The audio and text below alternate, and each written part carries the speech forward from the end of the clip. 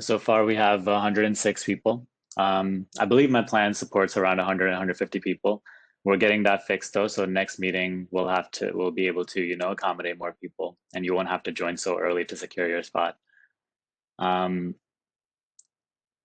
it is my first time though hosting a live meeting like this of this size. So if there are any technical difficulties on the way, just bear with me, okay? Over time, as we all get used to this software and doing these meetings, I'm sure it'll just become easier and easier.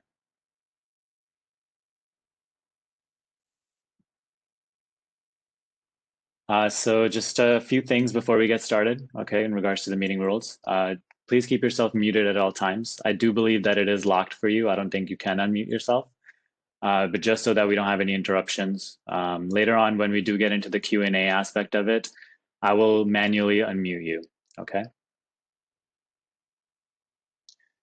We're going to be starting with a little guided session today. We're going to start off fairly basic, then we'll go more into the acceptance aspect of it, and then the inquiry. I want to start off in this way to help us all become quiet, which is why we're really all here. You're not here to hear a bunch of words. You're not here to see all these people's beautiful faces. You're here to be quiet. Okay, so we're going to start with that. And then I want to see, right? Through the guidance, I want to really simply point you to the experience of the teaching, not the intellectualization, the interpreting, but the actual experience. And then afterwards, when we're going to open it up for questions, that's where I want you to bring up where you are finding the difficulty. Where are you finding what is getting in the way of what the words are pointing you to, okay? So perhaps there was actually a question that you came onto this call with. Drop that right now. Don't hang on to anything. Perhaps there's something that that has been like relevant for you, something you've been struggling with, and you're like, okay, on this call, I hope that I get picked on so I can ask that question. Let that go. Don't even have any need to have that question answered right now. If anything, that will help you as we go through the guidance to be fresh, to be open, to be clear. Not like holding on to the question. Because then everything that you hear will just be filtered through the question, through that confused filter. So just be free. Maybe it'll be there still after the question. That's fine too. But just for now, let it go.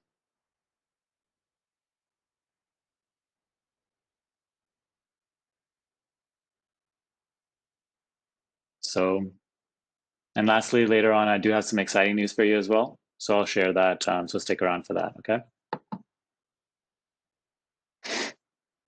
Perfect.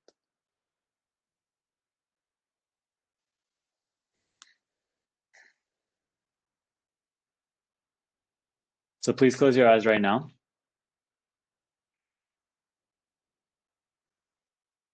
And just check in with yourself.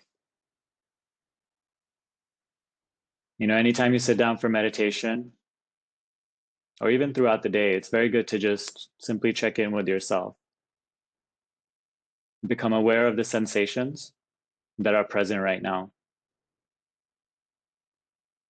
Perhaps there are some feelings, some emotion, some sensation in the body. Just acknowledge it. Simply become aware of it. You're not trying to change anything. You're not trying to even fabricate anything, not come up with anything, right? You're simply looking, seeing what is already there, what is already arising, and you're just letting it be.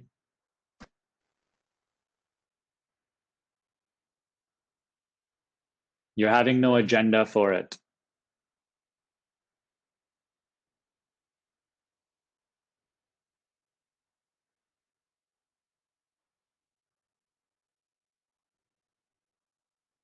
Perhaps there is no emotion, no specific sensation.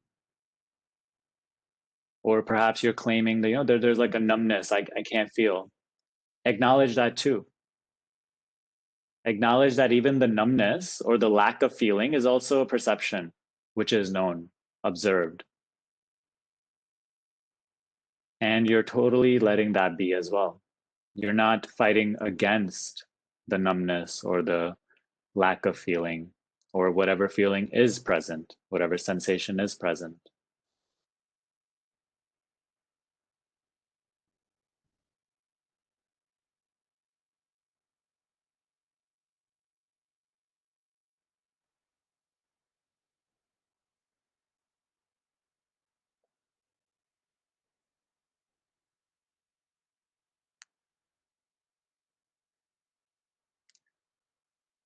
Acknowledge your own thoughts, whatever thoughts are arising for you right now. Perhaps some interpretations of my voice, of what's going on right now in regards to the call or the faces that you're seeing of all these other people. Or perhaps the thoughts themselves are just interpreting the teaching that is, coming up, that is being heard. Again, just acknowledge and let it be. Acknowledge also that you're not doing anything to really create these thoughts, to come up with these thoughts. They're simply arising. The content of them, you're not choosing either.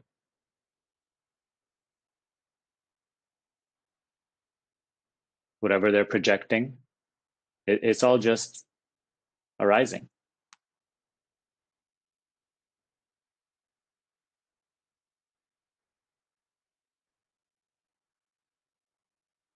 Perhaps upon hearing this as well, there's some sort of resistance to the thoughts not being chosen.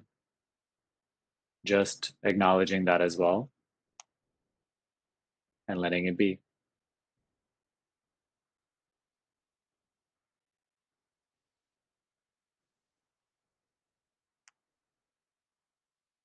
The point here is to be very, very fresh, very, very here, very now.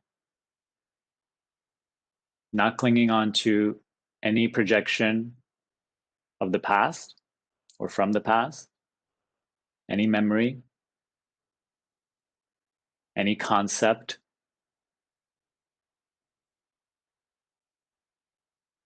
any belief or idea that you have about the teaching itself, about inquiry or meditation itself, spirituality itself. So, here and now, can you,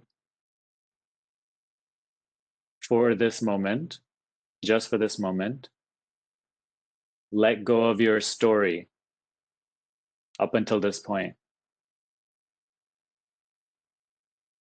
where you're coming from, what you're doing right now, and where you hope to go. Let's just put this aside. And all that means is, as it is arising in this moment, no longer being interested in it, just no longer giving it your attention, just for this moment.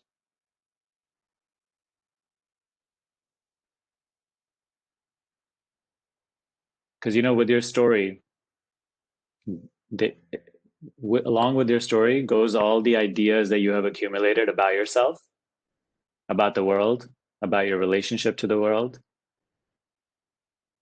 and more importantly, about the teaching itself, about what you have accumulated on the spiritual path. Just being free of it right now, being not interested in it whatsoever right now, just for this moment. Pick up the interest in an hour or so, but here and now, just being free.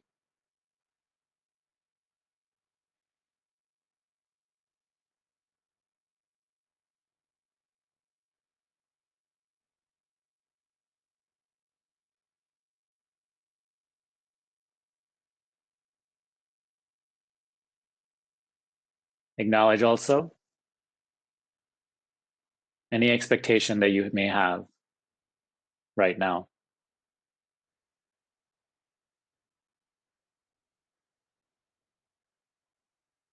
Perhaps there's an expectation of me to guide you to some, something or some experience, an expectation that you have of this call.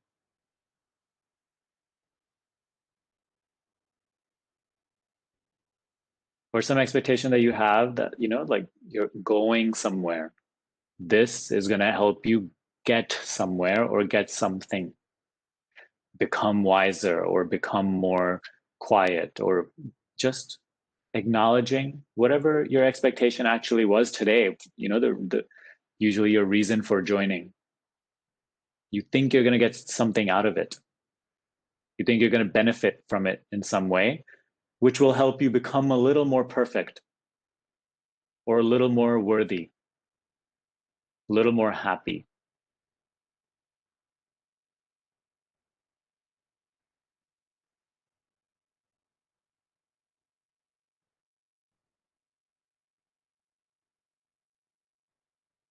Again, acknowledging it and letting it be.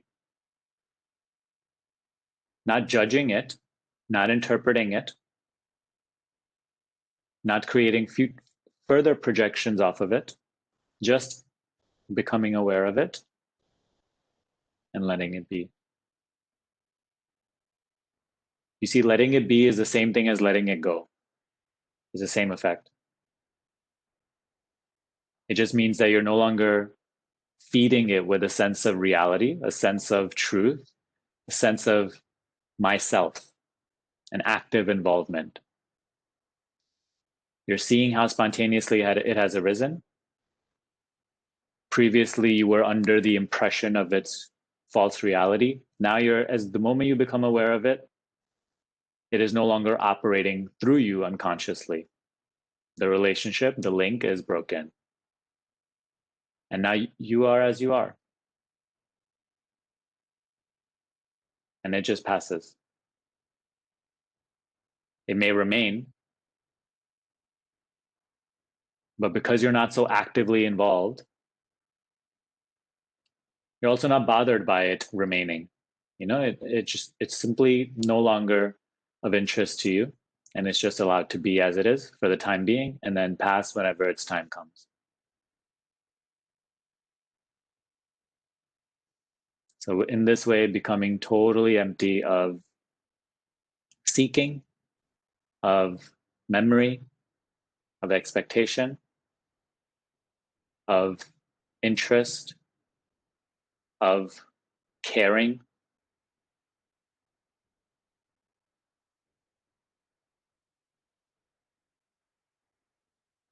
Perhaps a thought is arising right now, but if I let go of caring or of interest in what is arising right now, then this and this. What's going to happen? This. I'm not asking you about projecting about the future. Don't worry about what will happen. Just here and now, just for this moment, be free of it. Don't be afraid of the emptiness. Don't be afraid of the emptiness of content.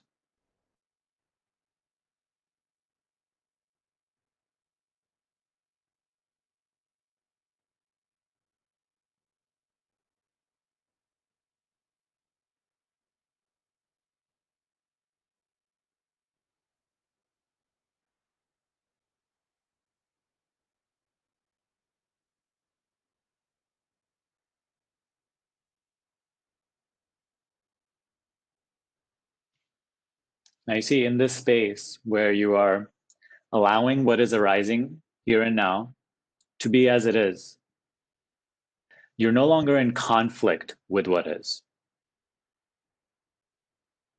And only when you are not in conflict with the contents of this moment can you actually turn within. Can you actually wake up to something, to a new discovery, Otherwise, you just get caught up in the restlessness of mind, and all that you know is just the restlessness of mind, which is always focused on objects, always focused outward on things, on circumstances, on experience.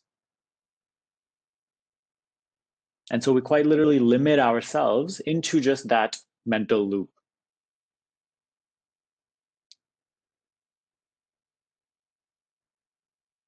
The here and now, as you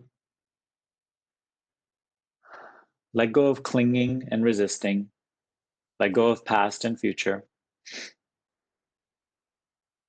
allowing yourself to be empty of content.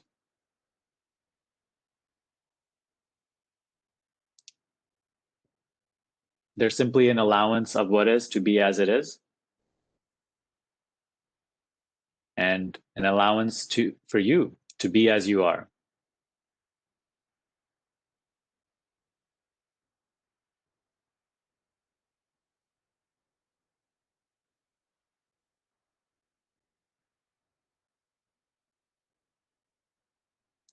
Acknowledge that when we become empty of interest in what is arising here and now, when we become empty of everything in this way here and now, the only thing that you cannot get rid of, that you cannot become empty of, is your own sense of being, you being here,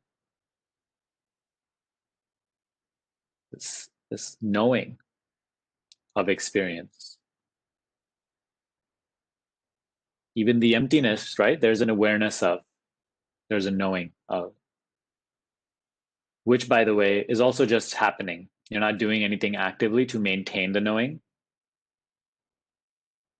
You're not knowing any more this moment than last moment.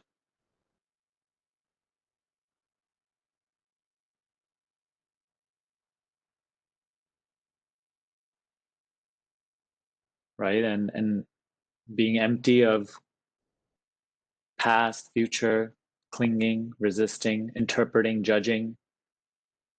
Being free of all this stuff isn't reducing your capacity to know, to be aware. The sense of being here, being alive.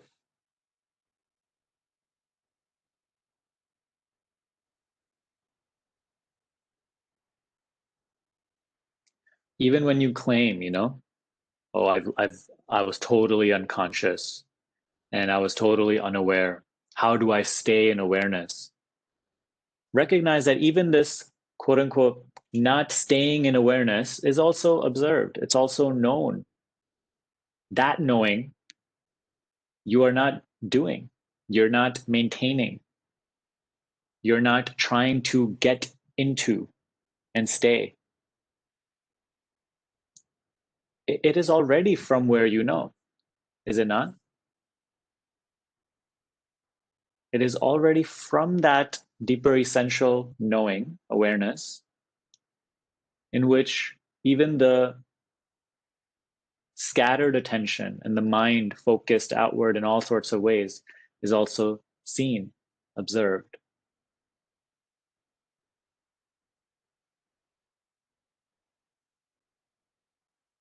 So, just in that way, recognize that this essential knowing, being here, you do not have to do anything to maintain, and no change in experience right now, no thought, no sensation, no feeling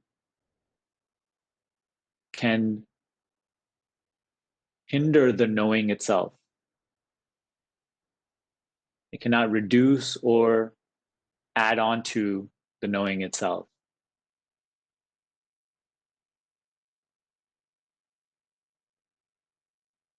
The knowing of sad thoughts is the same knowing of happy thoughts. The content, right? The sad thoughts and the happy thoughts, they change. They are seen to change. The knowing of them, is that any different? Please reflect in your experience and see.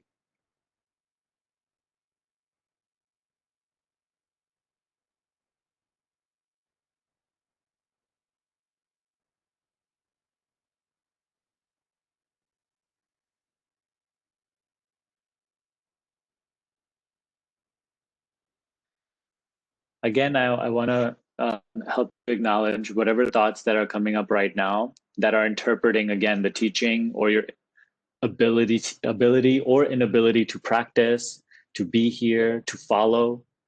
Acknowledge all that. Become aware that these thoughts, again, have just arisen without you doing anything, without you choosing the content of them also. They just happen. And let go. Let go of your need to understand, let go of your need to interpret, let go of your need to comprehend. Just be this open knowing here and now, in which the words are coming in and going out as quickly as they came. Right? Because if you're not hoping to get anywhere, then you don't need to interpret or try to make some sense of or something out of what is being heard. So just let the words be heard, and let them dissipate wherever they are going.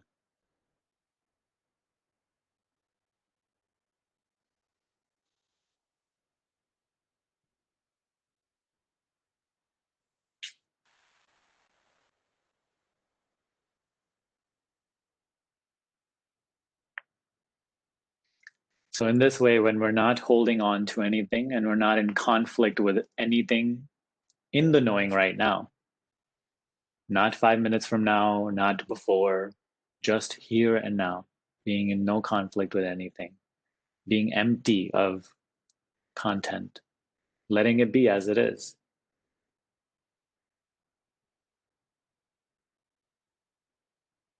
Now, from here, you are encouraged,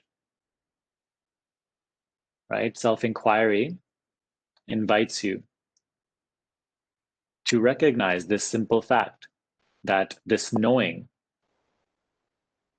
is very, very here, is very present, is very alive. Something is aware of experience, something is aware of the words, the images, even these thoughts, which are quite literally invisible. You can't see, there's no substance to thought, that which we call material. Yet, even thoughts are effortlessly and spontaneously, without you doing anything, are known. There's an awareness of them. So there's a very evident knowing awareness here. Self-inquiry invites you to become curious here and now. Look directly into your experience and see, what is it that knows?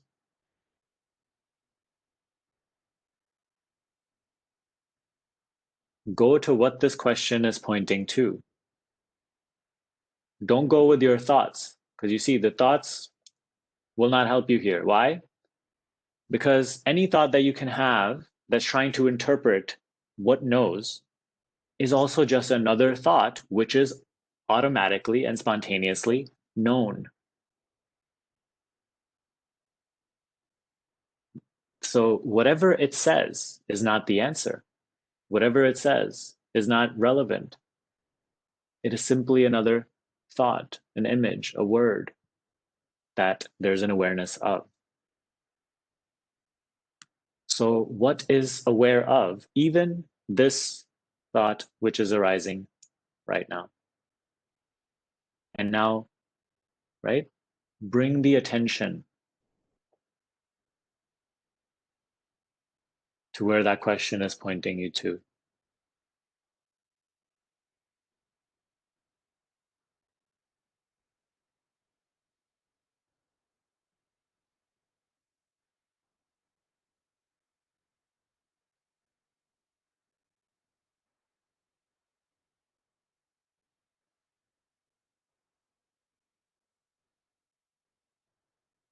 Perhaps something is arising right now saying, oh yeah, I've heard it in this way before and I've tried all that.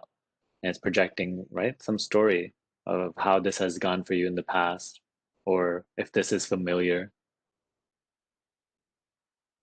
Here you are invited to acknowledge first that even these are just thoughts, which are also known. There's an awareness of them.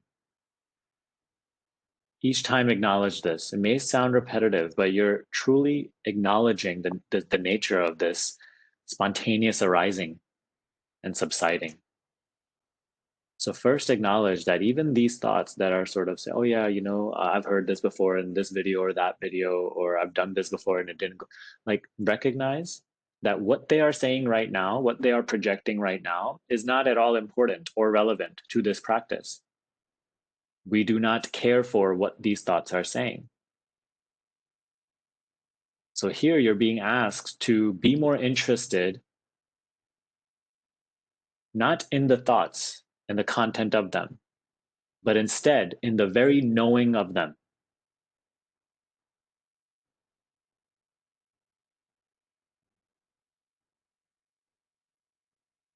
So instead of just going into the thought and following the content of the thought like you usually do, which again just pulls your attention outward,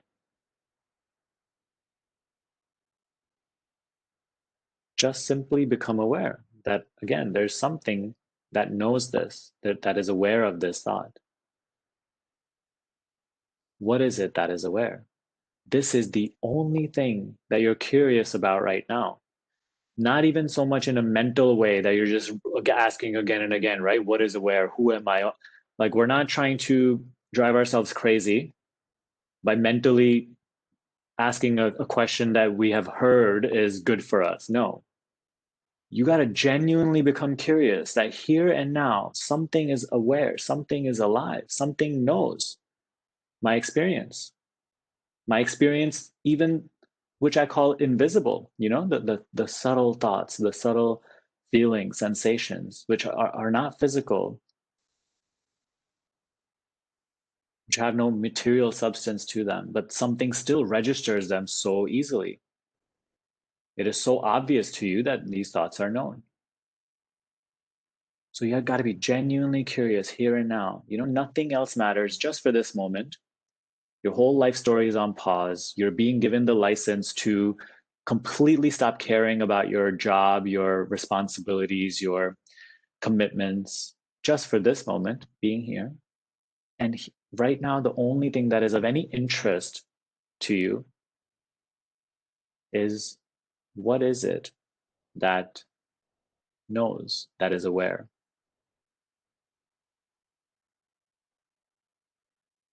And again, not even mentally saying this, but almost like a wordless curiosity that comes up anytime anything arises in experience, in consciousness, whether it be a thought or an emotion. It points you back to yourself. Without you, can there be a knowing of it? Without the knowing of it, can it exist?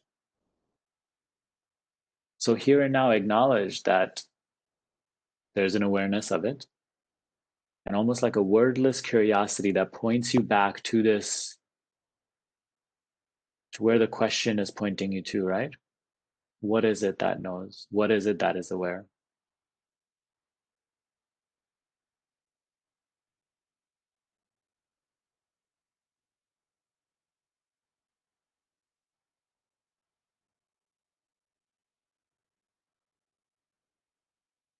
Here, the mind has a tendency to become very, very uncomfortable, because where this question is pointing you to is not another object, is not another thought, is not another sensation. It is actually the emptiness of content. It is what we call silence. It is just the very knowing itself.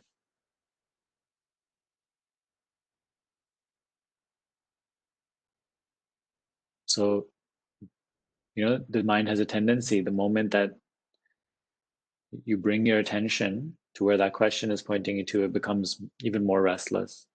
Don't fight against it. You're simply asked to acknowledge the restlessness and letting it be, right? The moment you resist something, the moment you constantly interpret or judge, you're in conflict with the contents of this moment. So acknowledge even the restlessness, being in total allowance of even the restlessness. How?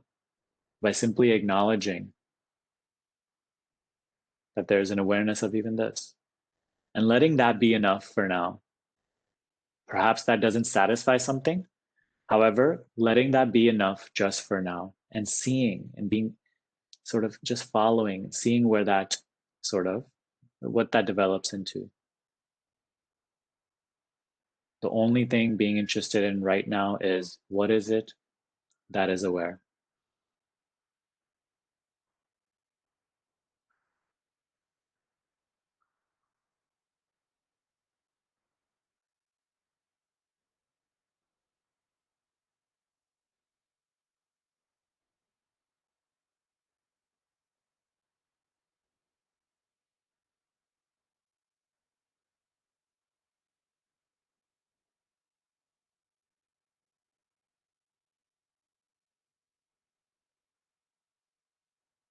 In this emptiness of content, you grow, you mature, your understanding develops, you ripen. Your understanding of what you essentially are becomes subtler and subtler. Because you see, your very assumption that you usually operate under in life, that it is this body with this name and this past, this is the one that knows, this is the one that is conscious. But now you're acknowledging, right? And you're looking and you're seeing the body itself is an object within this knowing. There's an awareness of it changing even. My experience of my body has changed, yet my experience of I, what I experience myself to be, has not changed. My mind, even, my personality, my moods, my beliefs that I hold so dear to me, there's an awareness of even the change in those beliefs. They are objects within my knowing. Yet, when they go, I don't feel like a part of me is missing. I don't feel like a part of me has gone with them. I remain as myself. I experience myself as I am.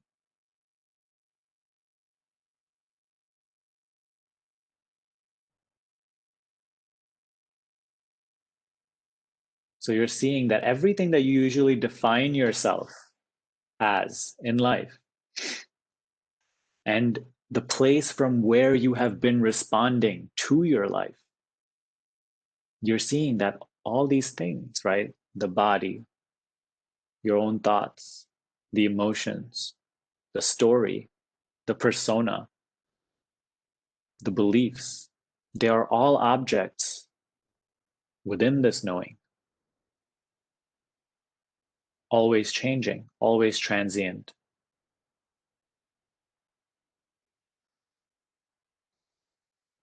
They are activity within the knowing.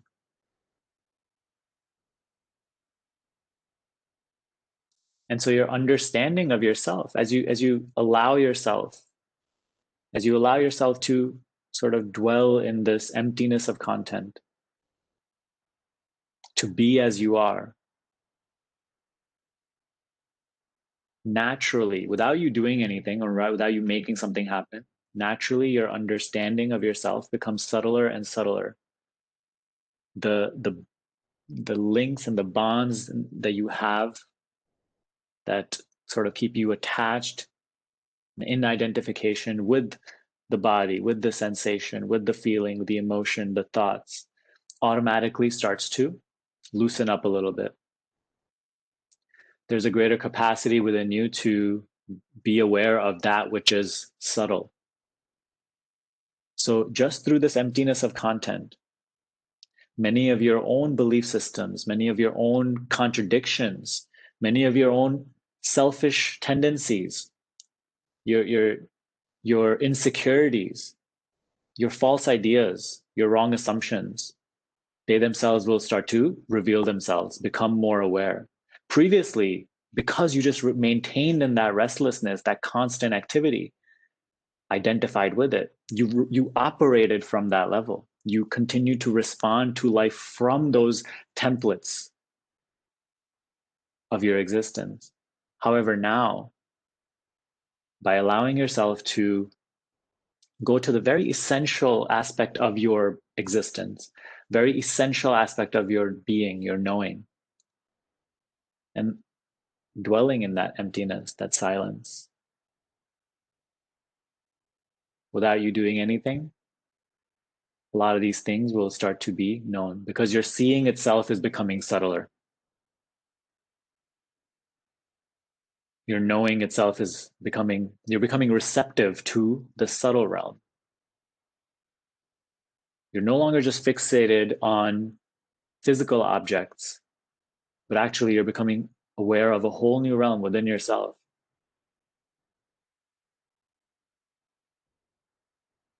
where your personality, your identity, your personal identity is formed, consisting of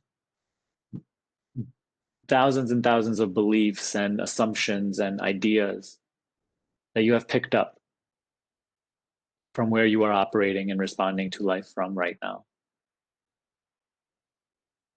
which make you go in all sorts of activities that create suffering in your life, that always make you perceive life through a filtered lens rather than seeing things the way they actually are, always keeping you in a place of being dictated by your experience, right? When our view of ourselves is very shallow, when we're operating from the level of our thoughts and feelings, our state of being is entirely determined by our experience. If the experience is pleasant, then the thoughts and feelings themselves are sort of a pleasant nature, and it's okay.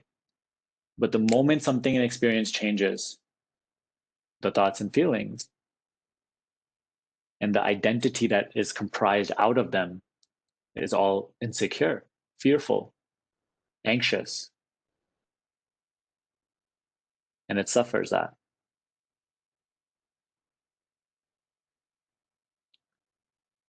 So as you start to have a deeper understanding of your true position from where you are knowing, from where you are aware,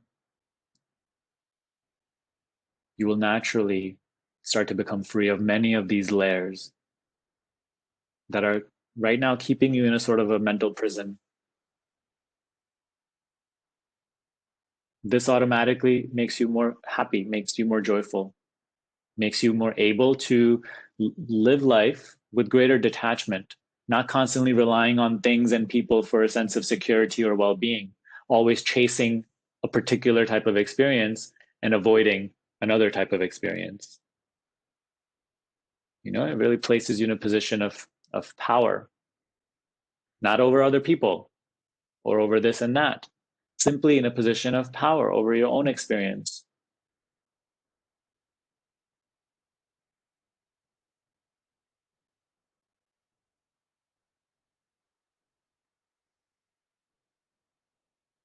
And see that it is not available to you in the future. It is only here and now. Because where is that which knows? Where do you know experience? The knowing of experience is always here. Even the thought of what's to come in the future is another thought that is known right here. Same with the thought of the past. Just another thought that is known right here. So the knowing is always here. So you see, past and future won't help you.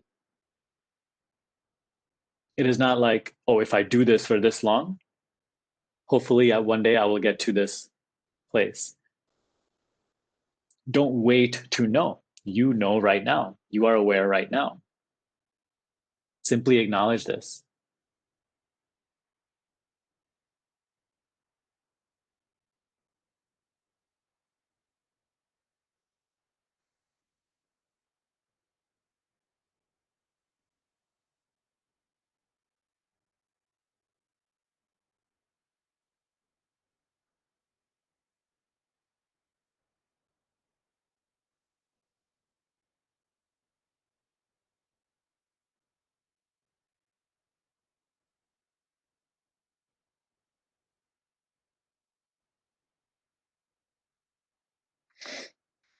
So this is in a very simple way what we covered today so far. The way to conduct your inquiry. You see, the foundation of this is genuine curiosity in that which is aware, and that which knows.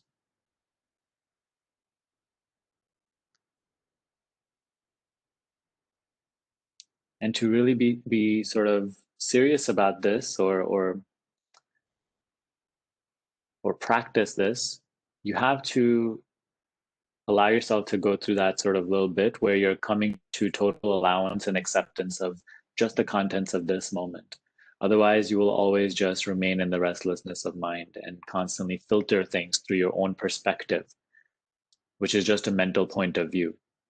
But to see what you actually are, to know yourself at a deeper level than just the mind, than just the thoughts and the emotions, you must become clear of the mind itself. And that again does not consist of, just trying to shut off thoughts, but rather acknowledging that there's an awareness of them and letting them be. Acknowledging that there's an awareness of them arising spontaneously without your control and letting that be. This cultivates within you the capacity to let whatever arises arise, but you remain as you are, you know? The title for today's guidance that I had created was Be As You Are, not be who you are. That'll never be my advice to you, because who you are is just an idea you have of yourself, and it's just an accumulation of all the beliefs and your conditioning and your experiences. But here we are interested in being as we are, free of all that personal content.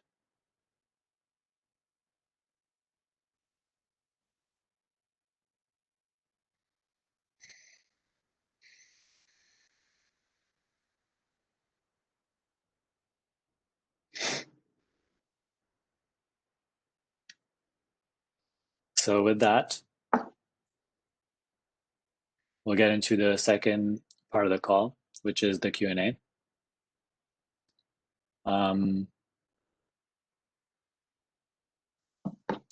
So before we move on to the Q&A, I do want to first tell you how to actually go about this on this software.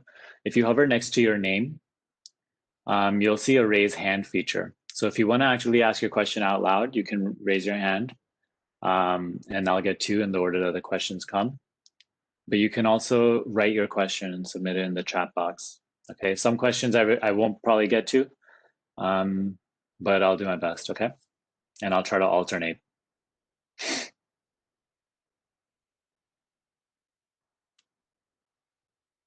And I do want to mention the announcement that I had today was I'm doing this upcoming year, or this year.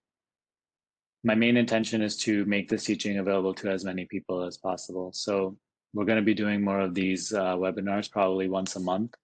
But I've also done my best to now make my program more accessible, affordable, and really easy to enroll. So after this call, you'll get an email with all the details and also the link to check out the program page. If it is something that you feel, if this call is something you're benefiting from, know that we do calls like this twice per week in the program. So that will also be of utmost benefit to you. So take a look at that after. Okay, so let me get to the questions now. First, I will get to Colin. So Colin, I just unmuted you. Go ahead whenever you're ready. Hey, Sunny. Thanks for the session. Absolutely. So I just wanted to respond to maybe what you're mainly interested in is what our experience is while we're listening to you, perhaps? Is that what you're looking for, or? Any question you may have. Okay. Mm-hmm. Anything that is arising for you right now, go ahead. Okay. So, I mean, I've had the experience of what you're trying to get us to experience. I've touched that before, and it was incredible, and like the most fulfilling moment of my life in a sense. And it just seems like there are various tricks to get the mind to turn inward, and it's like just different pointers that can do that. But when I was listening to you, I found myself going more in like a theta state. Like I meditate, I do have a practice of meditation, and so my mind goes into this kind of, I don't know, blankness, or but the default is not that, just the pure turning inward. It's more like a theta state where it's like half dreaming, kind of thing. So it's not like I'm not defaulting to the awareness of being aware per se.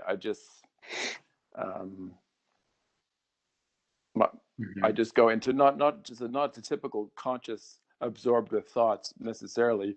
It can get really strange sometimes. Like when you get into the theta state, you just experience all kinds of different things. But yeah, I just want to relate that. For me, I like to keep it very, very simple. I don't Mm-hmm. like to even label these states and these experiences and all that Okay. stuff. It's just simply acknowledge the flip-flop itself.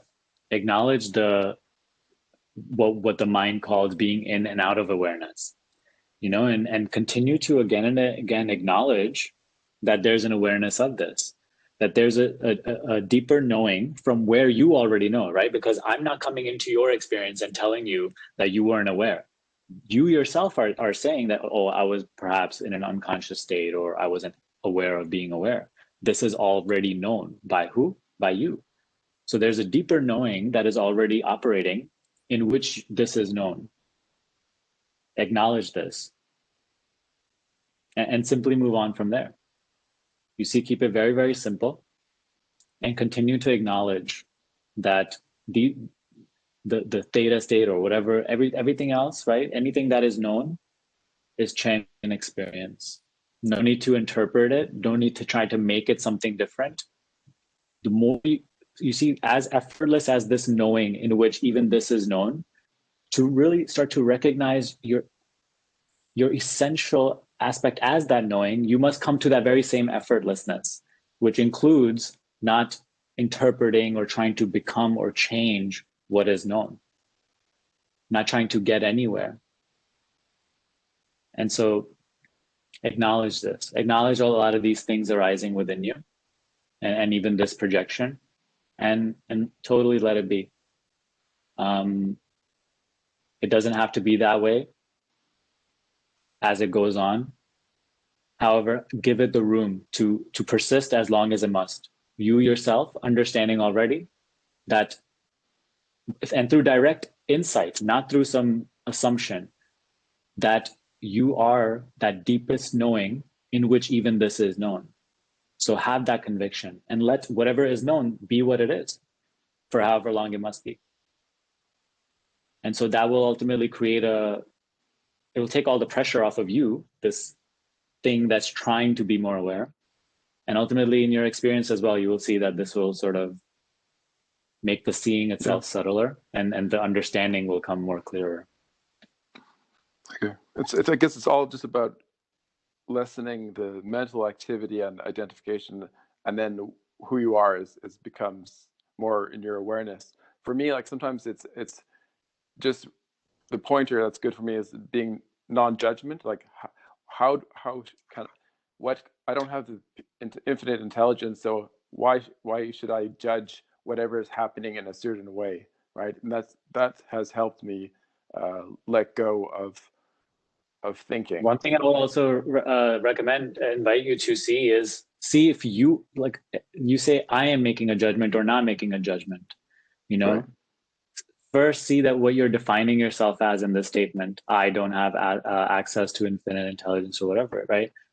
And I am making a judgment. See, actually, is this statement correct? Am I Oh, actually okay. making a judgment, or is this judgment simply arising? Okay. Yeah. Okay. And so have total room for that judgment to arise as well.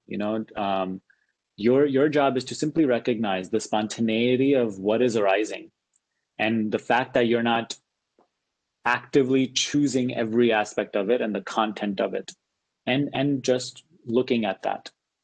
see to understand, not to further interpret or judge. And any judgment or reaction that comes to it is also just spontaneously arising and is seen. Okay. That is important.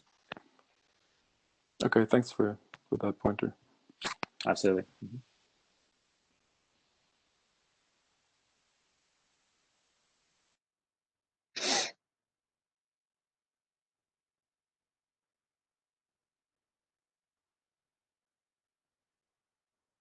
I'm going to do one written question. So Shruti said, "Hi, Sunny, could you please help in shedding some light on dealing with resistance during the acceptance method?" You see, acceptance, we did a bit of this, the acceptance pointer on this call as well. It really consists of, again, not being in conflict with anything, with the contents of this moment. So what you're doing is you're coming into alignment with your essential nature, which is the very knowing itself, which is the very awareness itself. You see, does the awareness of sad thoughts, does it resist the sad thoughts and want happy thoughts? The thoughts are content, and anything that arises, any judgment or resistance that is resisting this or wanting that, you start to observe even that. By observing even that, you start to see that this itself is content. The moment you see this, you're automatically not operating from that. Like it's not as simple as this, right? I did a YouTube video like this where I showed like the thought arises. It's not just coming into awareness like this, like me, the awareness, this thought coming in and going. The thought quite literally arises as myself, as my projection, as what I'm saying, as what I believe. This you gotta observe. The resistance arises as like, I don't want this, but you have to see, by looking at it without any need to judge, without any need to interpret, without any need to project. You're simply just seeing it, simply being aware of it. Automatically, a separation between you and that which is observed is formed. You start to, and naturally the link is broken as the identification, as you contracting yourself as that which I am. So now you're already open and you're free from that resistance. The resistance may still be there. The emotion may still be there. The pain may still be there. But now you're simply aware of it and you're allowing it to be. And it loses its capacity to pull you into suffering. Similar to, right, the space in any room. If I take this table away from the space of this room, it is pure allowance of that. Or I could put a pile of garbage in this room. The space isn't affected by that. The space isn't resisting against that. The space isn't hoping for sort of a luxury sofa to be placed here. The space is just the space, and it's doing its job, just the allowance of what is being placed in the room. Similar to that, acknowledge that the contents of the knowing, that which you are aware of, is arising in awareness. And you'll see that the awareness itself, is it resisting? Does it have an agenda? Is it seeking to change? Or are all those notions also just the mind with its own ideas, which there's also a knowing of them? So they are also within that space. So acceptance really consists of becoming more like this space, this knowing. You're letting go of your perspective of yourself as this body doing the acceptance method. No, acceptance is your very own nature. In the very knowing, in the very awareness is acceptance and allowance of what is known. So you're becoming more like in quality as your essential beingness, yourself, which therefore you feel as a pleasantness, a lightness, a sort of peacefulness, a happiness. It is a result of you letting go of your contracted identity as this one, this thing, this object of awareness. And you just coming into your quality-less identity, your true identity.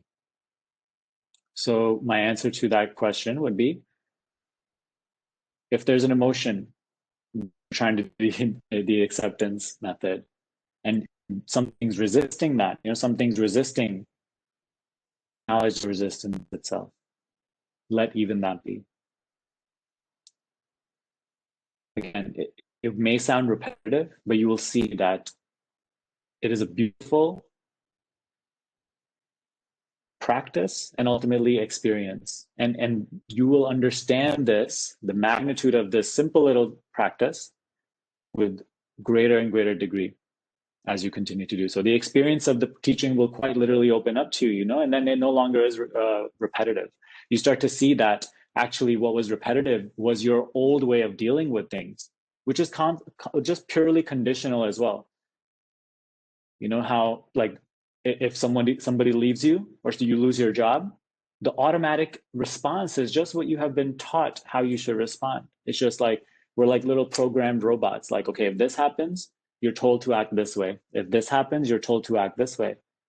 And so our responses, our emotions, we take them for granted. We're like, oh, this is a justified response. If I lost my job, I could be sad right now. No, I deserve to be sad. Someone will try to come and like make you feel better. You're like, not right now. I'm not trying to practice this teaching. So you got to see the madness in that. That is repetitive. That is unconscious. And you don't need to subject yourself to that suffering. So as you start to live more in acceptance and allowance of what is, it's not like, oh, I'm saying yes and I'm loving what is. It may be very unpleasant. It may be painful, yet you're allowing even the pain. You're living in acceptance, or you're totally allowing, simply observing, simply knowing the pain itself, not interpreting or judging. And you will see with that, the experience of pain will itself be different. And your understanding of what you are, that which is knowing the pain, will also automatically be starting to open up a little bit more.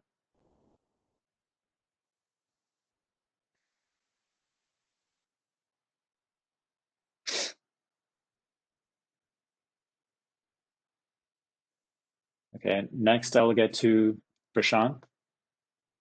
Prashant, go ahead whenever you're ready. Hi, Sunny. Thanks for the wonderful meditation session. I have a question with regards to this basically. One thing is basically not identifying with thoughts and completely disengaging.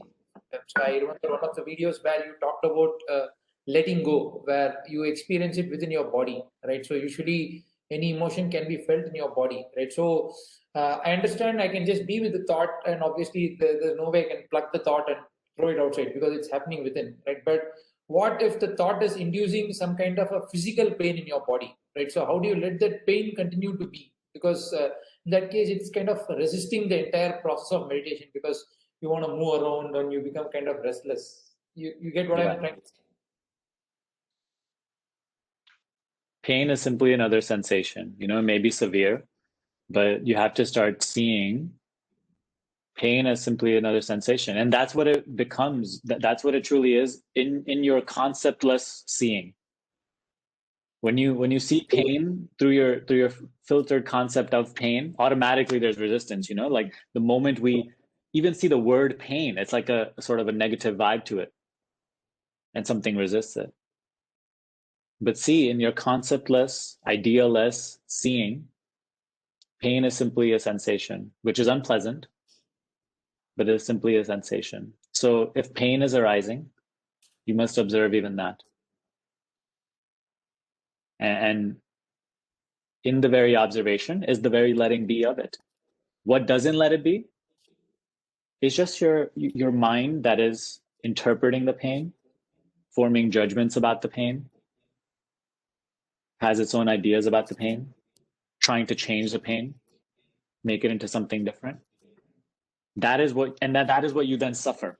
You're suffering your own resistance to the pain. The pain may be unpleasant, but you suffer more your own projection about the pain.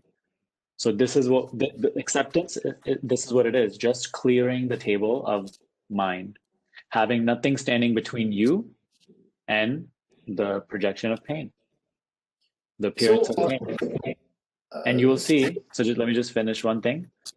So in the allowance of pain will also come the endurance, the strength to deal with it, and the creative intelligence that will allow that will sort of inspire within you what to do about it and how to perhaps heal it.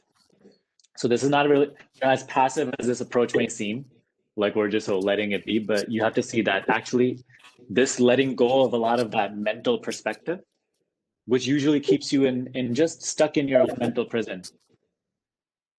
In acceptance is where you're truly spontaneous, you're truly creative. And now the solutions to the pain or whatever that may be currently arising for you can actually be, you can become receptive to them. Does that make sense? yeah, so just to clarify, so how does basically observing and letting it be differ from exercising self-discipline? Because obviously you are sitting in a place, even though the brain is arising, and you don't want to move around because you don't want to be getting out of the experience, right? So, I mean, I'm able to intellectually get it, but experientially, I'm not able to understand the difference between letting it be and exercising self-discipline to make sure that you just go ahead with the pain. Actually, you able to understand what I'm trying to say? See, with acceptance and allowance of the pain, as I said earlier, you're not sort of replacing your no thought with a yes thought. Actually, becoming more like in quality as your essential self, which is the very knowing of the pain, which is the very awareness of the pain. You're dissolving the templates of identity of what you take yourself to be, which is, even has pain, and you're simply observing. Because you see, here and now, you get rid of your entire story, you get rid of your thoughts, you get rid of your ideas, your wants, your not wants. All that will be left is just the knowing of experience, the observing of experience. So it is essential. And right now, you can't really like try to do anything to try to get rid of this knowing, you know? So here we're stripping away everything that is not essential to you, right? Just for this moment, and acknowledging that which is, and being like in quality that which is, that which knows. And so it is not a sort of a discipline where you're replacing this with that behavior, this habit with that habit, but rather learning to acknowledge your true relationship with what arises in your seeing. Okay, so in the beginning, I always say acceptance feels like a practice. It feels like something I have to sit down to do for this amount of time. But over time, you start to see that actually acceptance is my very nature. Acceptance is what I am. It's what I am more than my own personal self, my idea of what I am. So in this way, it is entirely different from self-discipline. Thanks, Sunny. No problem.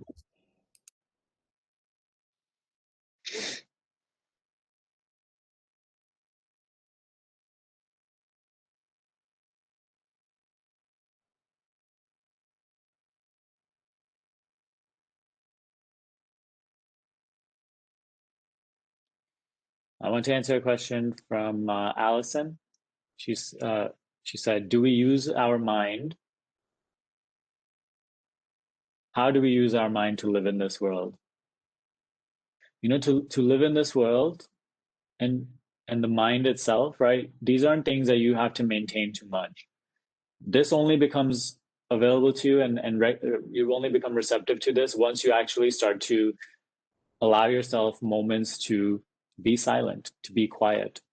Only then can you actually recognize that a lot of the chatter, a lot of the psychological chatter that's going on is serving zero purpose. The mind, when it's needed for the purpose of and to serve the needs of this moment, it will arise and do its thing, and it will take care of it. But most of your stuff is actually psychological. It's all past and future. And it is this past and future which also is creating a sort of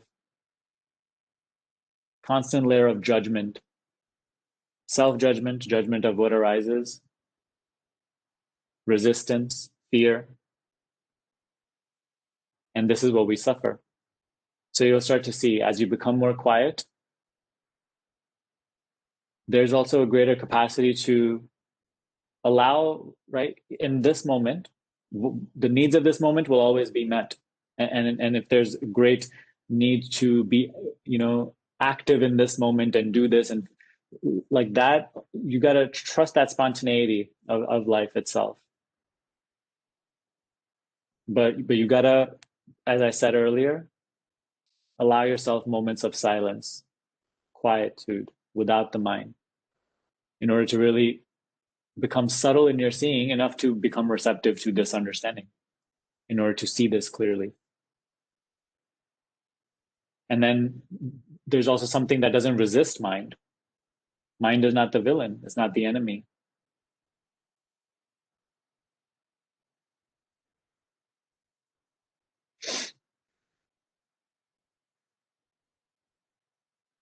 Next, I'll get to Ben and Becky. Go ahead whenever you're ready. Hello, Sunny. Thank you for taking my question here. And I think you touched on this, but I don't know that you said, very specifically what my question is, and maybe that's part of my problem here. So, I fully understand, where you're coming from, that I am not these spontaneously arising thoughts. You touched on this sort of nagging process that I like to call it, going on in the background, not serving anyone. But then there are also the thoughts that arise in direct relation to sensory perception. And what I'm finding is that nagging process, as that arises, I very quickly notice the illusion that it's painting for me, and quickly am able to like let it be, and those quickly dissolve. Uh, the thoughts in relation to sensory perception, however, as you just mentioned, they come up as if they are me, and then my body immediately reacts, and I'm off doing things, and then a moment's time passes, and then the awareness, which is always there, I get that. I think the process is noticing that it just went off without any sort of interaction and checking in with the awareness. It just sort of arose, and then my body is automatically speaking. And then a moment's time passes, and I'm suddenly aware of this taking me over. Mm-hmm. So I'm wondering, is it just simply practice that is going to allow this sort of stickiness to just sort of dissolve over time, and then I will, be aware simultaneously to those arising? Am I on the right path? Absolutely. It's just right, that sort of consistent acknowledgement of this and not taking ownership of the movements happening. You see, there's like any little movement, any little ripple in mind, we want to take ownership of. This itself must be observed and allowed and seen. Through the very seeing of this, right, you start to acknowledge the spontaneous arising of the content. And you're starting to see the flow of things as well. This itself just creates a sort of detachment with it. A total sense of responsibility is lifted off your shoulders, that like, I'm not this object in charge of the journey of this one. You start to be totally comfortable with the very spontaneous nature of what is arising in this moment. And now this moment, the contents of it, they can go well or they can go poorly. They can be pleasant or unpleasant. Yet there's an allowance of that. That's why I don't do much try to prepare for these calls as well. I trust that the group that we have and everything, what is relevant will come up, whether that be pleasant or unpleasant, good or bad, and you just got to let that be. You yourself always check in from where what are you identifying yourself as at this moment. Establish your position and let the rest be. Let the content be the content and let it be as it is for as however long as it must. you know, and it is this seeing which just continues to unmix the beingness, the true identity from all the projections which are transient. Make sense? So I feel like I'm at that point where, so even after it kicks in and I realize that, I was just sort of in this reactionary mode, there is a non-attachment because I fully realized that was spontaneously arising. I did not choose to go with it or not go with it. But then after that settles and after I let that be, there seems to be a preference for me to behave. Like the awareness has a preferred way to be be in this world with loving compassion, whereas I did not just do that. So is it that I just need to Like, simply get the programming unraveled? Because I've got 38 years of programming and I feel like it's that programming that takes over, not me. It's not me taking acknowledge the preference. So you see, the very preference is not itself a thought. A thought is known as, like, you know, it feels more tangible. This is what I call a subtle layer of mind, the preference, which is not itself a thought, but there's just like this inclination, this tendency to want this or want to behave in that way, but it is knowable. You see, that. it is also just the mind. Whereas you don't have to do anything to be loving, to be open, to be allowing. It is your very nature.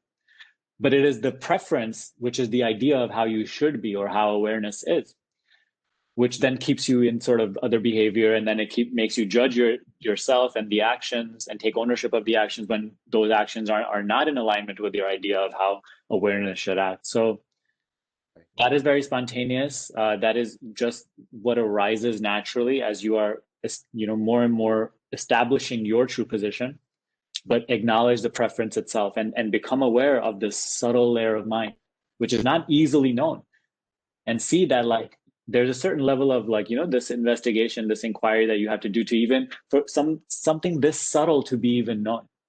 And even something this subtle, which is subtler than a thought, I am prior to. Yeah. It is in Yeah. my seeing. So see this. Many subtle layers which usually are like templates, core beliefs that we're not receptive to, we're not even seeing that we're operating from. They start to be seen, and as they are seen, the link is broken. They begin to dissolve. Okay. Okay. Okay. Yes. Very helpful. Thank you so much for taking my question. Greatly No appreciate it. problem. Mm-hmm.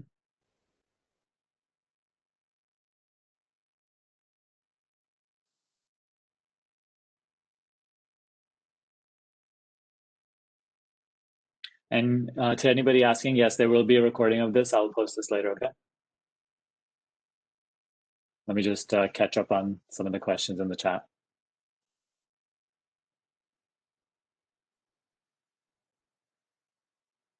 I'm going to get to Ivan's question real quick. Ivan asked, can you talk about the correct way to do meditation?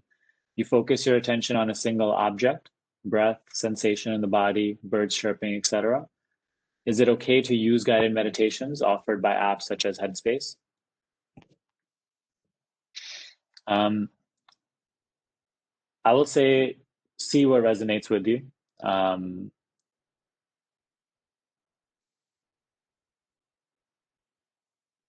what resonates with you will also sort of be relevant to your current understanding, to your current phase of this. Okay, so perhaps an object focused meditation at this time may be beneficial for you, where you are learning to harness your attention, right, which is usually just scattered in a million directions, but you're now focusing it on one thing, and thereby automatically the mind is losing its momentum, its power to just yank you around in all these different places. But ultimately, you'll see that the moment you stop focusing on the object, mind comes back with great force. And then you're just again lost in all these things, scattered attention. So this sort of meditation, I believe it becomes its own obstacle over a period of time. Whereas what we did earlier today, self-inquiry, it doesn't just calm the mind down for temporary periods of time by focusing your attention on an object, but rather it's a true looking into my experience right now, and seeing what is the subject of my experience. And when this inquiry is launched, when this search is being done, you'll see that attention automatically retracts back to its source. Because you see the question to the answer, right? Who am I, or what is it that is aware? There's no object in my experience that I can point the attention to with that's the answer is, the answer to that question is not another thought, because again, there's a knower of the thought, there's a knowing of the thought. So what is it that knows? It's not an emotion, it is not a sensation. All these are objects of my awareness. So it brings the attention just inward, or you can say just dissolves the attention itself. You see, when you ask the question, and when I say, right, go to the experience of what the question is pointing you to, you'll notice a lack of objective focus, right? It is a total non-focusing, a defocusing on anything. It is just a being, knowing. In that moment, you don't know this or that. You just know that you know. And that's it. And so this doesn't just train the mind to become quiet for temporary periods of time, but rather this changes your entire understanding of this, what you are. It loosens up your definitions of what is it that is perceiving, because you assume and you operate in life like it is this body that is perceiving, that is knowing. And it cultivates within you the capacity to let the content be as it is without suffering it. Right now, the content, you're suffering it. First, you're scattered all over the place, but then we're also suffering the content. And so that's why we want this much content, like this half of life we want, and this half of life we really hope we don't get. And I want to avoid at all costs. So this is is what starts to dissolve, right? No longer does content, regardless of its nature, pleasant or unpleasant, hold its ability to yank you around like that, to constantly influence your state of being.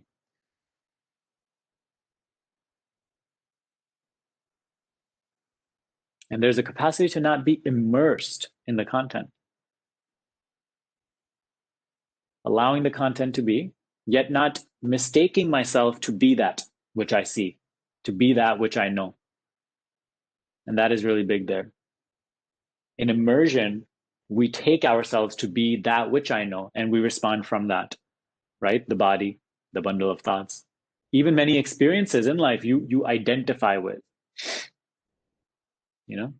even some people, some things, me, mine, this stuff starts to go. And with it, all of the suffering that it creates, the selfishness, the manipulative behavior, all these things that actually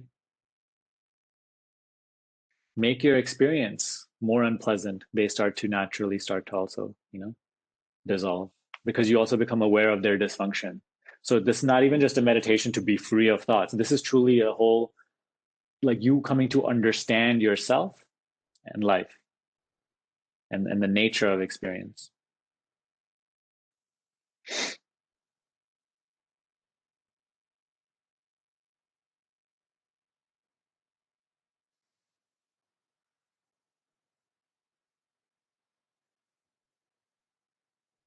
Okay, next I'm going to get to Shruti.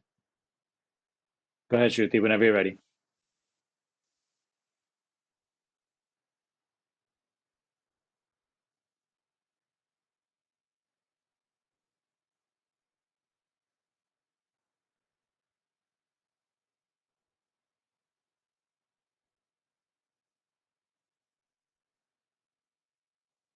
Okay. I'll get to the next person, Gerson. Go ahead, Gerson, whenever you're ready. Okay. That's one question about clarity. Clarity? That's clarity. I remember once I asked that in the Facebook group, and you sent me a video about you said uh you said something along the lines of um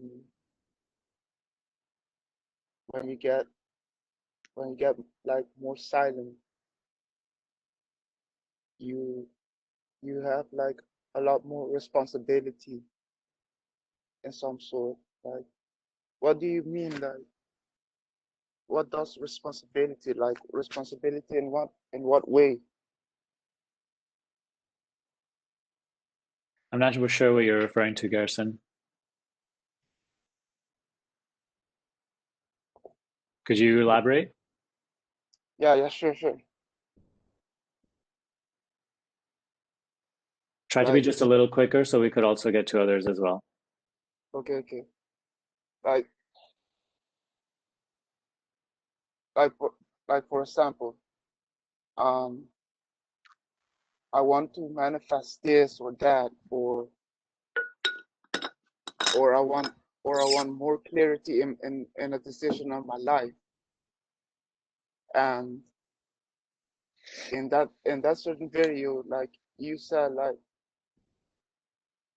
there is like a more a sense of more responsibility to that. You get what I mean? So I'm going to sort of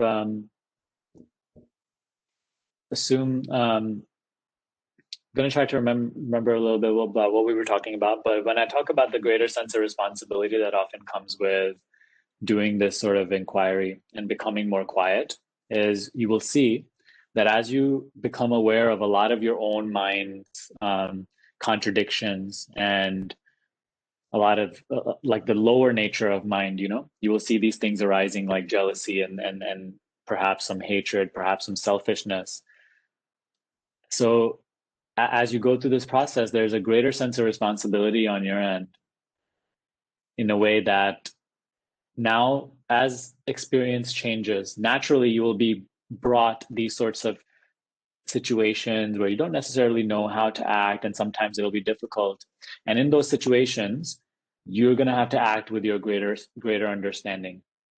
You're going to have to act with your higher nature, with what you have come to understand, but not yet, it hasn't yet become you. It hasn't yet fully been integrated. And so situations will always arise. And that's why I say experience is your greatest teacher. Experience will always arise, and it will always it's always going to be easier to act in accordance with all these sorts of lower emotions. And that it's always going to be easier. And in those moments, what I always refer to as that your responsibility is acting in accordance with your greatest understanding. And through that, you will see that these sorts of lower pulls and impulses, they themselves start to dissolve as well. Your own mind becomes purer of its own limitations and of its own, those sorts of lower energies. And this path is just all about you, okay? So as you are becoming aware of this stuff, you will see that people will still act the way that they are. Things in your life may still unfold the way that they are, despite how someone else is acting or how perhaps unconscious someone else is being. It is your own responsibility to act in accordance with your greatest understanding despite what is happening. Does that make sense?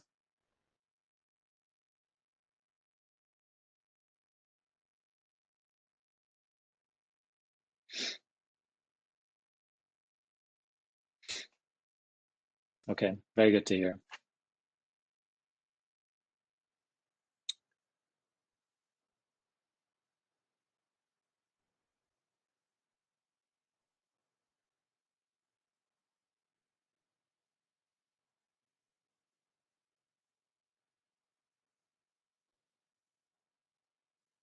This question is by Dylan. He said, how will I know if I'm resting in awareness, or is it a thought of awareness? You have to see through this practice, that there's never a moment when you are not awareness.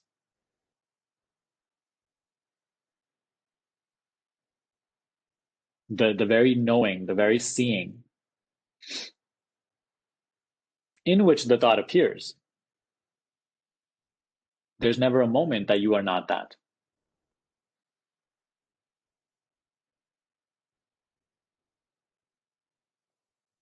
So the very thought, there's an awareness of. And this awareness, you're not doing anything to create or maintain. It just is. It is more factual than anything else in your experience.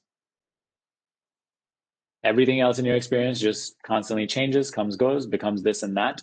Just this, the awareness of all the change is that. It is, you see?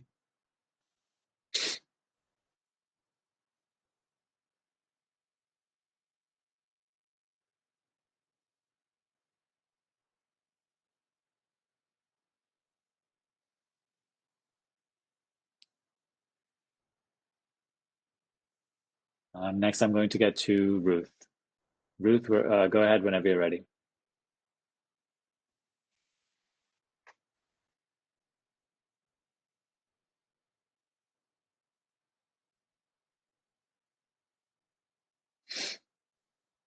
Not able to hear you, Ruth. Make sure your mic is plugged in, please.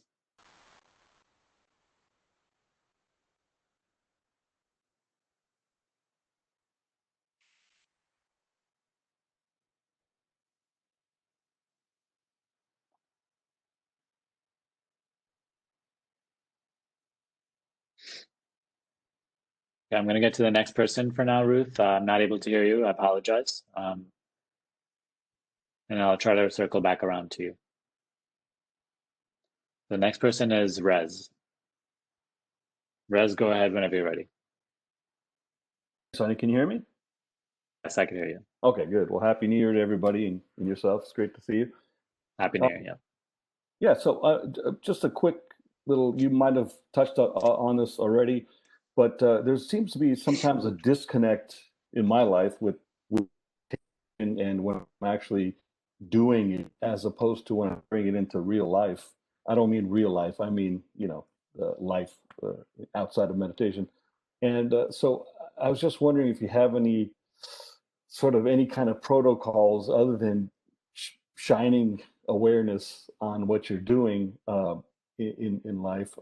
I know that's the ultimate, but it's sort of like sometimes when I get caught up into something and I'm trying to focus on what I'm doing, yet I'm battling, like I have two minds. I'm battling this other thing of trying to be aware while I'm doing something. And then the whole thing just sort of goes under the under the rug. I mean, it's not really awareness at that point. So maybe you have some ideas on that.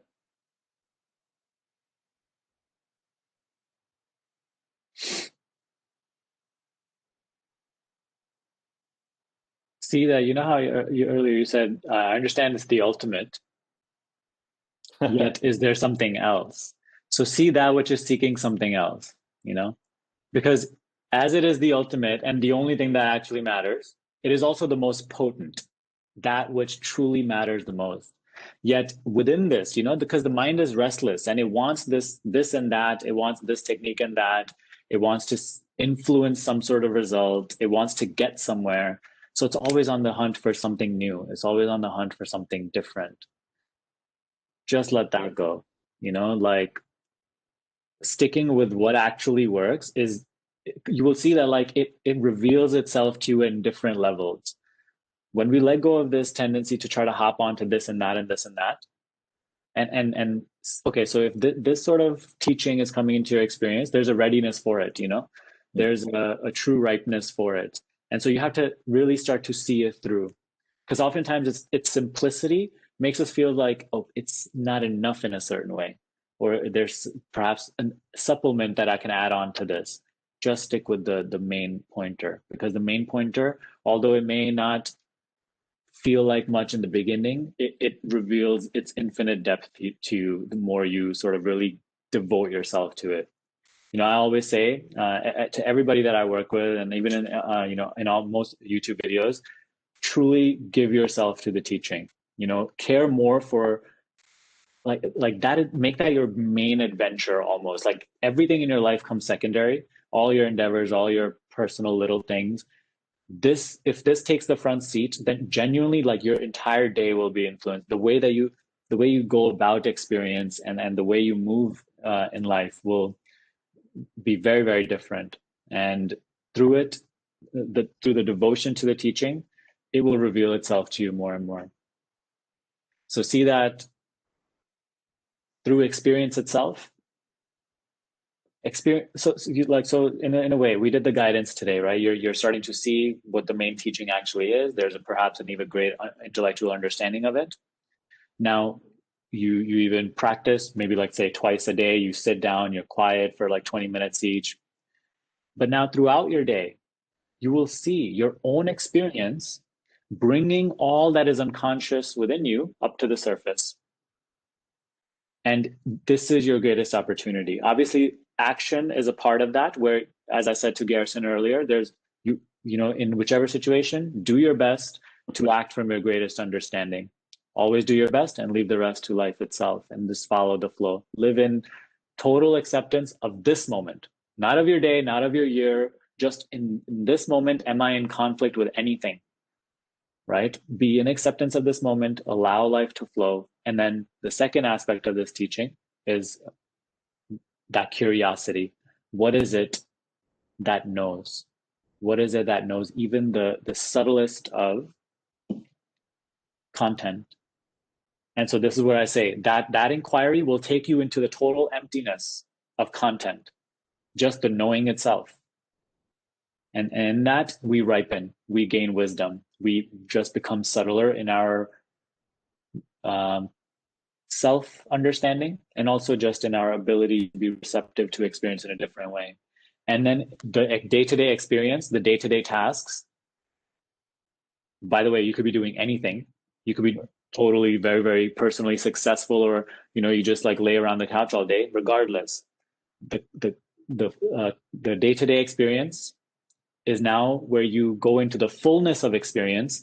And that's the other aspect of this teaching, where experience will bring to the surface everything that is unconscious within you, all these little beliefs and incongruencies and contradictions, and you go past them by just becoming aware of them. Acknowledge, let be, and move on, flow. And so in this way, emptiness and fullness, both aspects of this teaching, this we can call abidance, Right. Okay. Does that make sense? Yeah, no, absolutely. Yeah, I was just going to say what Prasant said before is there is an aspect of self-discipline, it seems like.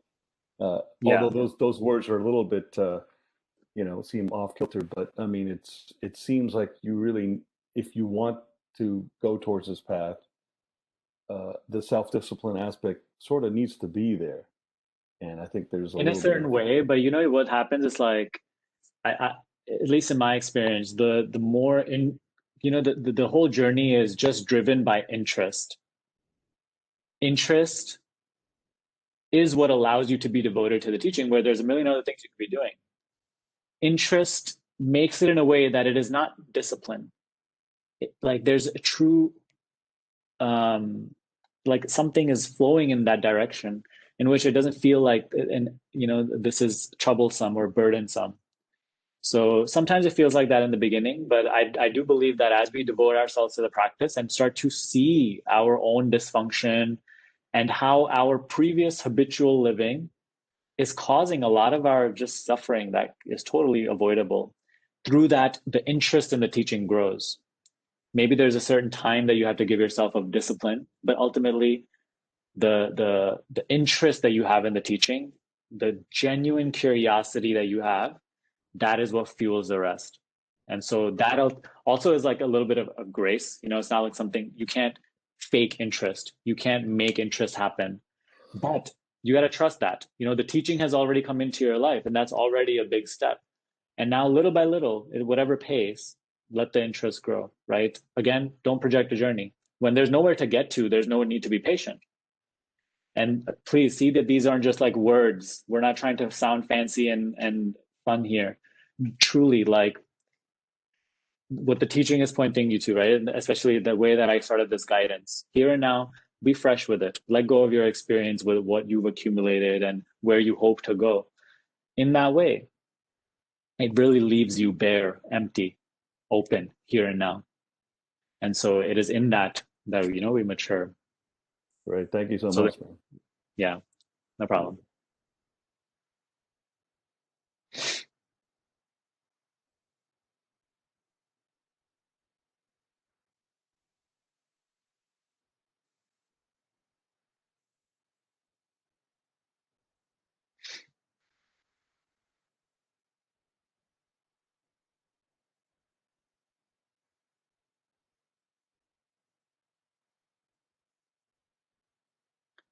Okay, I'm going to get to Abhishek. And I really apologize if I'm missing some questions. The chat is kind of going fast. Sorry, I also just missed Abhishek's question. He said, "Hi, Sunny. So I understand that the true sense of I is that of an observer and not the mind, body, and external reality. So for someone who practices this awareness of being aware, can the mind of this person have desires of its own?" I believe the mind, like desire and fear, is the very basis of the activity of the mind. Think about just take an inventory of your mental activity throughout the day. You'll see that it just revolves around these two: desire, fear, past, future. Let the mind have them. Let the mind have them, and then let these things arise in mind. See and let be. What I would say is, as you become naturally more quiet, the desire may still be there, but your compulsion to follow it, to satisfy it, to believe in the condition that it is trying to impose on you. Like, I need this to be happy, I need that or I need to avoid this so I can stay happy. That condition you just naturally will not buy into anymore. So in a way, desire still perhaps, shapes the experience and goes in this direction versus that direction. And that is allowed, that is happening. But you no longer buy into the condition that it is imposing on you, on which your happiness stands. It's like you're chasing this experience somewhere in the future, this destination you hope to achieve to feel fulfilled, to feel whole, to feel complete. That itself just starts to be dissolved more and more. So desires of the mind, let the mind have it. Again, do you have an agenda against desire? What is that agenda also? That's why I also say, don't battle against desire. Don't create a desire to be free of desire. It is also just another mental movement, a ripple. Don't identify. See and let be.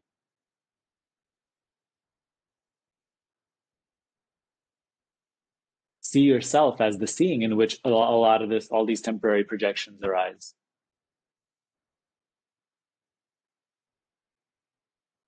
You see, as you see yourself as that seeing, you're no longer in conflict. You're no longer this object on the screen in conflict with this object on the screen. Only when you identify yourself as an object, now there's preference and resistance, desire, fear. As you are in acceptance of what is in this moment. See if there can be any conflict. So in this way, you also let go of ownership of your desire and fear, or of just desire and fear, not your desire and fear. Leave it to the mind.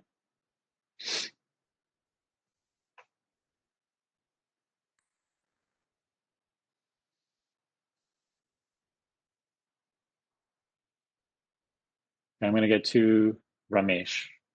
Ramesh, I just unmuted you. Go ahead whenever you're ready.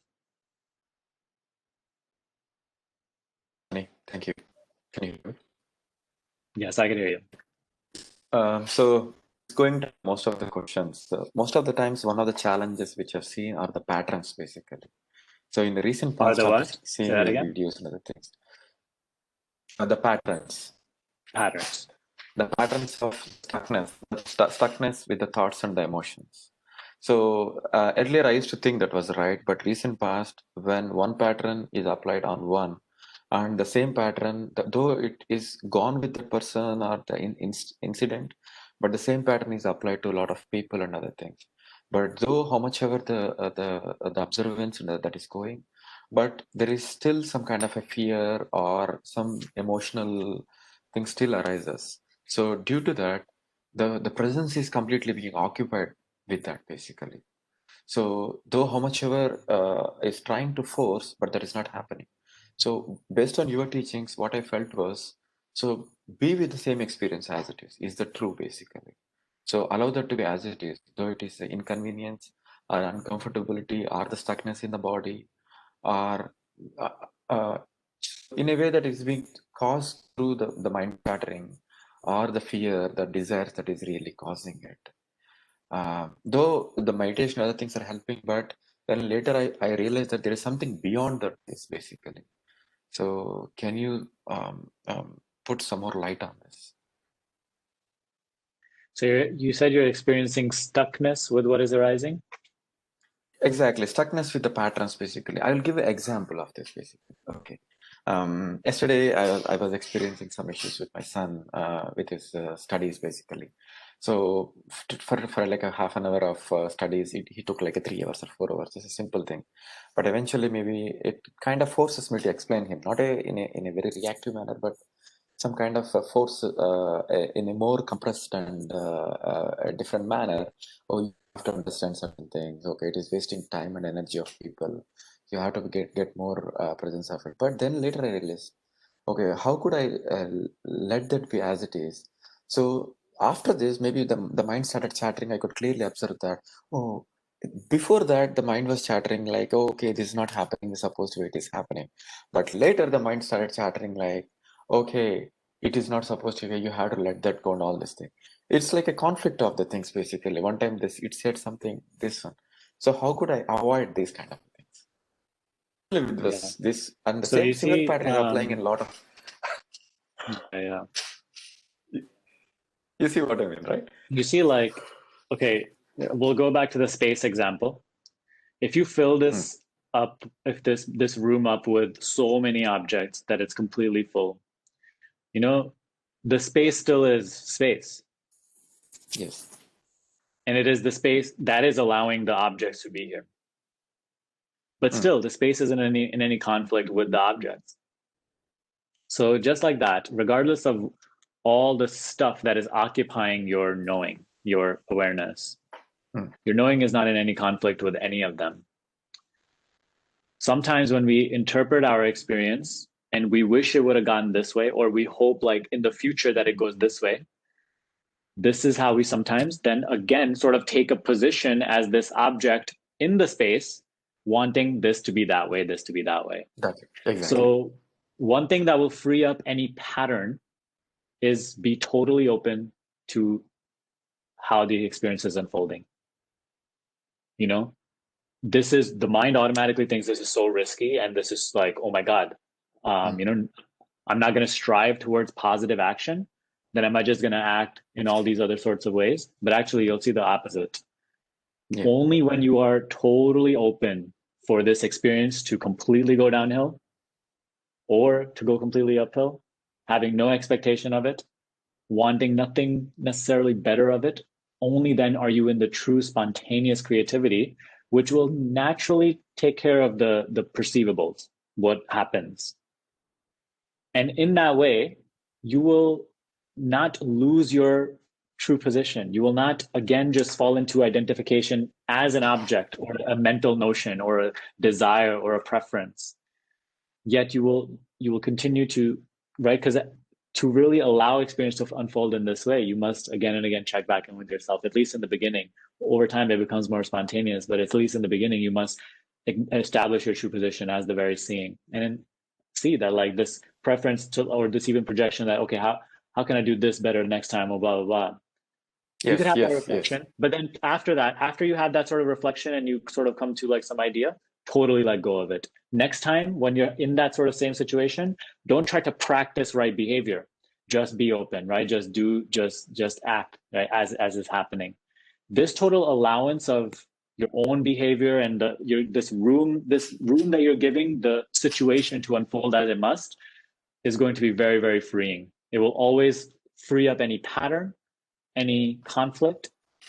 Ultimately, for you, it will feel much more peaceful and light and happy. And you will see that the situation itself will produce a better benefit, a better outcome. And this you have to play around with. No amount of me telling you this is going to really help. You have to sort of practice and little tippy, like little by little through it, you start to be convinced that this is truly the case, that and it does influence your experience in this way. And then the mind will ease off, because right now the mind has its ropes very tight. It's like it needs to control every little aspect and make sure that it goes. So this automatically frees up, and you'll be more free to just act as you are, rather than the constant pressure of performing the correct action and influencing your family and everybody else in a positive way. So let the process takes care of it. So I don't have to influence anything, basically. So do the best and then be aware of whatever the experience that comes up, and then just allow that to be, and just continuously be in the practice of play with it, basically, whatever arises, basically. Whether it's a body sensation, most of the times I sense the body sensation. Earlier, I used to have a huge reactional patterns, but maybe after constant observation of things, I started noticing the body sensations in one section of the body. So that is when I realized that, okay, there is some, the thoughts and the body is kind of going in align with this patterns, or maybe the emotions arises. Now I see the body is spontaneously feeling a part, basically. So over a period of time, maybe I have seen your emotional things on the Let Go with the Hawkins videos. Then I started observing the body feelings, and then I could clearly see the anxiety sensations are slowly going out. But only when there's certain arises, maybe there is some kind of a stuck sensation where I couldn't move things with ease, actually. That's one thing. But I could clearly see a certain reaction did arise through the mind, and then I don't know whether it is through the mind, from the mind, but then the body started feeling. This is for you to see, yes. But because I don't know exactly how it is in your experience, but also see, become aware and acknowledge even this sense of contraction and stuckness. Don't take ownership. Don't battle against this either. This is another sort of as we said earlier, the subtle layer of mind, which is not itself perhaps a very tangible thought or feeling or emotion, but it is operating. And it is this stuckness that sort of influencing your perception in the way that you're seeing the very contents before you. Okay. So start to become aware of this as well. But yes, a large part of it is just, not just even trusting the process, but trust life itself. Let the pressure go a little bit of how this one needs to conduct everything so that it's perfect. See that there's a natural harmony in all things, and you are part of that harmony. So always just do your best and leave the rest to life. This approach will always help you just live your life with the most peace and happiness without fear, and it will ultimately over time lead to a much better result.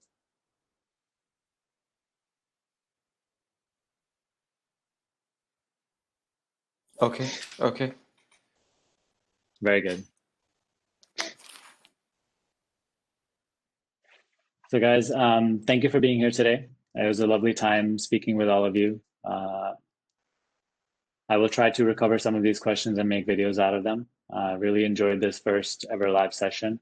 We'll be doing these more frequently now, so you'll be able to attend, and we won't have any limits on how many people can attend, I don't think. So then that way you'll be able to definitely attend at any time. Lastly, again, I will say, as I made the announcement earlier, if this call really benefited you, we do calls like this twice per week in the program that I run called Higher Consciousness Shift. So if you believe that will be of great benefit to you at this time, look into enrollment. I've completely changed the enrollment process for this year. I made it very, very affordable, very accessible, and a simple enrollment process, really clearing away all sorts of complexity from the business side of things as well. So go into that, you'll receive an email about it too. I would love to have you as part of the program as well, okay? But it was lovely speaking to you all today. Thank you so much for being here.